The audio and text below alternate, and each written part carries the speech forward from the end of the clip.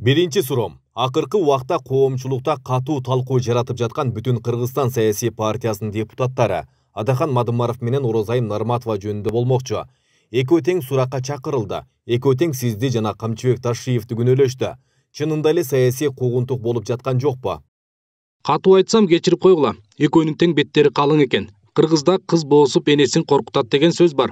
Өздөрү кылмыш кылып коюшуп, анан эмнеге Камчыкөздү коркутушат? Же 2019 Мадымаровду Камчыкөз колунан жетелеп барып жер бердирдикпи? Же 2013 Жамудан Орозайымга Камчыкөз жазалма диплом алып бердикпи? Колуң менен кылганды мойнуң менен тарт дейт Кыргызда. Коррупция жана башка темаларда элге акыл үйрөтөрдөн мурда өзүң таза болушуң керек эле. Эл арасында эмнеге мурда суракка чакырбай, депутат болгондон кийин чакырышат деген суроолор болуп жатпайбы? Чынында эле эмнеге мурда чакырып суракка алган жоксуңар? Биринчиден, Адахан Мадымаровдун кол койгон протоколун мен Тажикстанга барганда билдим. Ал протоколду бетиме такап, 4 көчө боюнча маселе 12 жыл мурда протокол менен бекиген. Ал жерди силер 49 жылга айрандага алгансыңар. 37 жылдан кийин узартып беришибиз мүмкүн же жабабыз. Ал тилкеге кайрылып келбейбиз. Башка жерлерде протоколдоштурганды уланталы дешти. Негизи ар бир талаш жер эки тараптын макулдугу менен протоколго кол коюлуп чечилет. Эгер бир тарабы туура эмес болуп калды десе, анда кайрадан олтуруп, эки жактын тең макулдугу менен ал протокол жокко чыгарылып, башка протокол кабыл алынат. Азыр Мадымаровдун протоколу күчүндө турат. Мен дароо эле Адахан Мадымаровдун кол койгонго укугу жок болчу. Бул протокол жараксыз, тааныбаймын. 4 көчөнү кайра карап чыгалы дедим. Себеби эки өлкөнүн ортосундагы делимитация, демаркация маселелери өкмөттүн, парламенттин, президенттердин ортосунда гана жүрөт. Мадымаров ал кезде болгону Коопсуздук кеңешинин катчысы болчу. Ага делимитация, демаркация маселелерине кол коюу укугун эч ким берген эмес. Эгерде биз азыр ал протоколго макул болуп койсок, анда Лейлек району толук анклав болуп калат. Мадымаров ошол мезгилде сокурлук кылганбы же анын башка материалдык кызыкчылыгы болгонбу, мен аны азыр айта албайм. Бүгүн болсо буга чейин көптөгөн комиссия карап чыгып, алардын баары бул протоколду кыргыз тараптын пайдасына чечилген деген тыянак чыгарган. Ошого карабастан мени чакыртып сурак алып жатышат деп айтып жатат. Бул сөзү менен көнгөн адатынча калпайтып, элдин башын айлантып, алдап жатат. Эч ким бул маселени буга чейин карап чыккан эмес жана бир дагы адис Мадымаровдун 4 көчөнү тажиктерге бергени туура деп баа берген эмес. Баа берилген болсо бир адис же жөнөкөй эле көк таштык адам мына мен баа бергем. Биздин пайдабызга чечилген деп айтып чыксынчы. Эч ким айта албайт.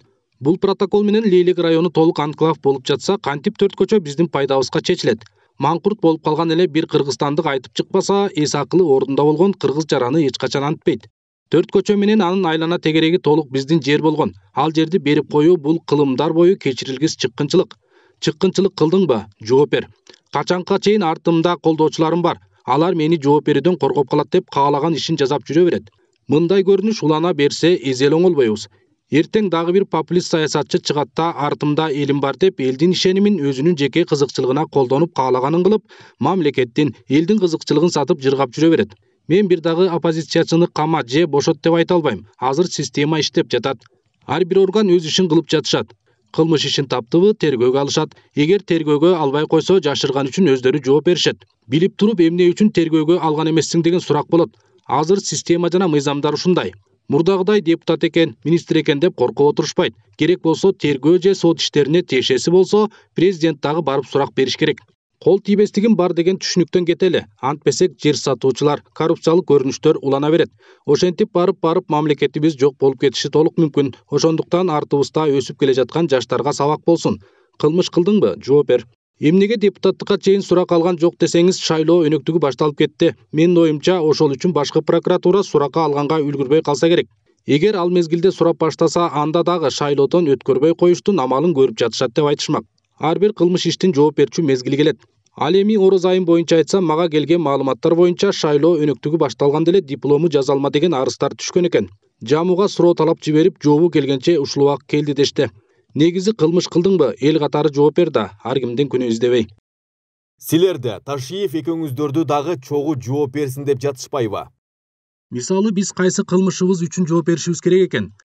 Былтыркы октябрь окуялары боюнча жоопко тартылып жаткан Курсан Асанов, Жеңиш Молдокматов жана башкалардын тарапташтары ушундай талаптарды коюп жатышат.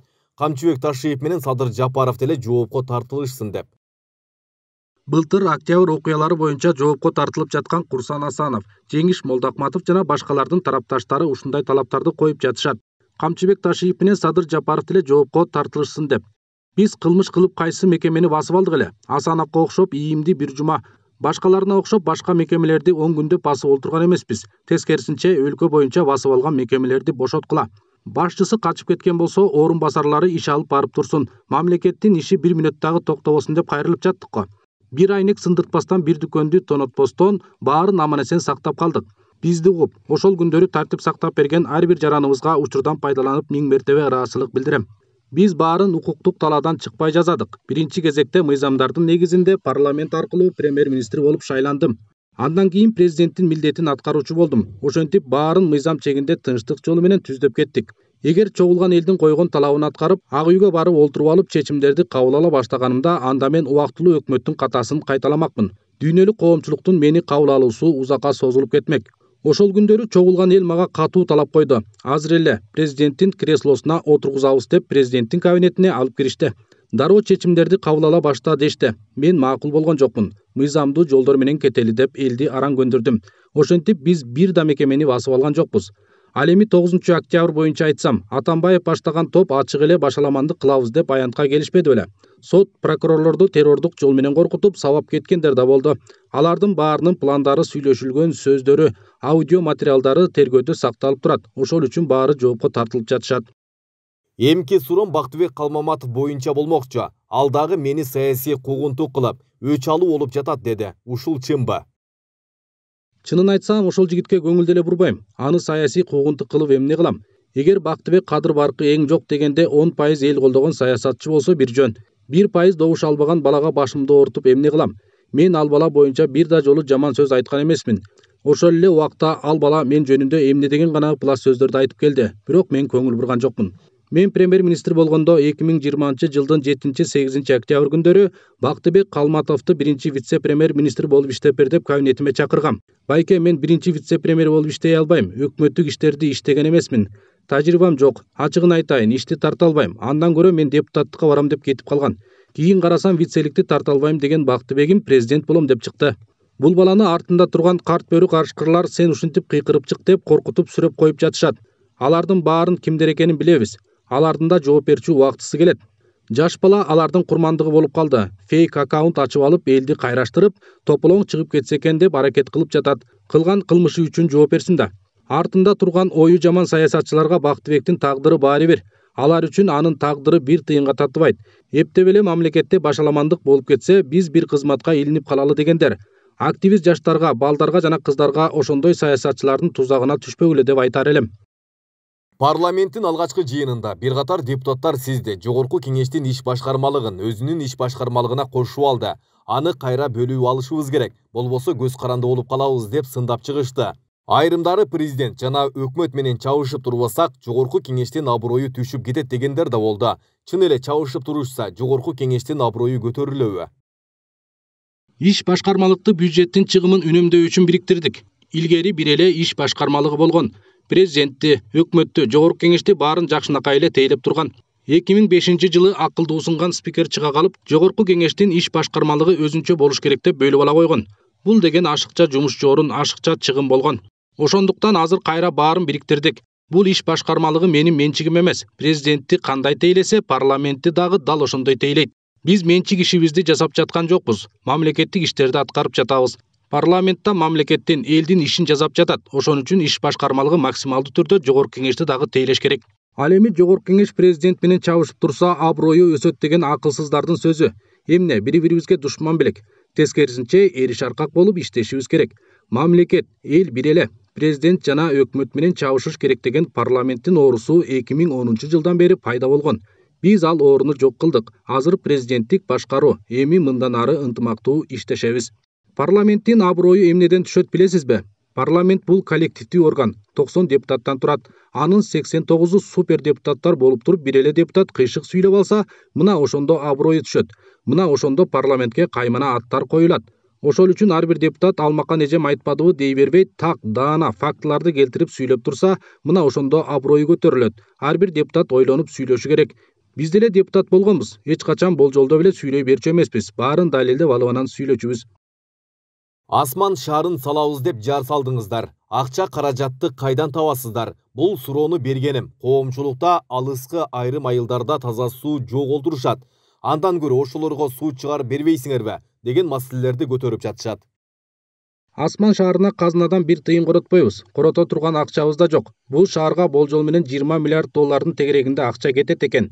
Ошондуктан биз өзүбүздүн ички жана тышкы инвесторлорго жерлерди бөлүп беребиз. Алар салат жана өздөрү сатат, пайдасын өздөрү көрөт. Мамлекет болгону 10%га чейин квартира менен алабыздагы ипотекалык компания аркылуу элге беребиз.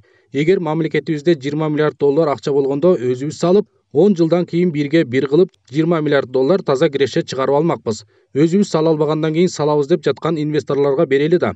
Азыр генералдык план иштелип жатат. Ал деле 1-2 жылда араң бүтчүдөй. Ал шаар башталып кетсе минимум 200 миң адамга жумушчу орун пайда болот. Экологиялык таза шаар салынат. Бардык долбоорлорун, дизайндарын, иштин жүрүшүн өзүбүз көзөмөлдөп турабыз. Астана деле ушундай метод менен курулган. Ушул жерден бир нерсени айта кетейин. Мен бийликке келген биринчи күндөн баштап эле өлкөбүздөгү чоң долбоорлорду изилдеп баштадым. Анын ичинде эл каршы чыгып ат башыга салынбай калган логистикалык борбор да бар. Толук изилдеп чыксам, бул долбоор биздин мамлекет үчүн, эл үчүн 100% пайдалуу долбоор болгон экен. Ал жерде ширеңкеден баштап электромобиль чыгарган заводторго чейин салынмак экен. 25-30 миң жумушчу орундары түзүлмөк экен. Анан ат башыга барып эл менен жолугушуп түшүндүрүп айтып берсем, эл туура түшүндү да салгыла деди. Азыр эми инвестор жок. Бул жерге салчу акчабызды башка долбоорлорго жумшап салдык эле деп олтурушат. Эми тескерисинче болуп калды. Эл макул, инвестор каршы. Асман шаары боюнча да ушундай болуп калбаш керек. Ат башы логистикалык борбору талкууланып жаткан убакта мен камакта жаттым эле. Мен деле эл тарап болуп каршы пикирде болчумун. Анткени бийлик элге толук түшүндүрүү иштерин жүргүзө алган эмес. Эгер толук түшүндүрүү иштерин жүргүзгөндө эл деле туура түшүнүп, логистикалык борбор салынып калмак экен. Комтөрдүн тагдыры элдин баарына кызык болуп жатат. Бул маселени кандай чечип жатасыздар?